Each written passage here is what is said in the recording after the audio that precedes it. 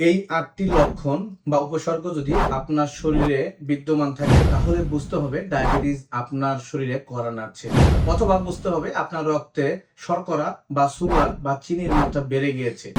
১. ঘন ঘন প্রস্রাব হওয়া, বিশেষ করে রাতে প্রস্রাবের ফ্রিকোয়েন্সিটা বেশি বেড়ে যাওয়া।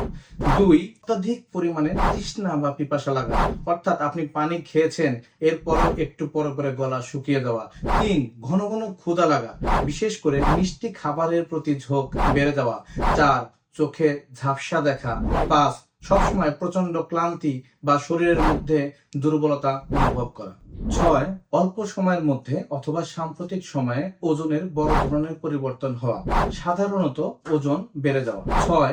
বমি বমি ভাব হওয়া এবং প্রচন্ড মাথা ব্যথা হওয়া। ৭. হঠাৎ করে মেজাজ খিটখিটে হয়ে যাওয়া, অল্পতে রেগে যাওয়া, কোনো কাজে মনোযোগ না আসা, সকালে যদি মন ভালো থাকে বিকালে মন খারাপ, এমনকি বিকালে মন ভালো থাকলে সকালে মন খারাপ।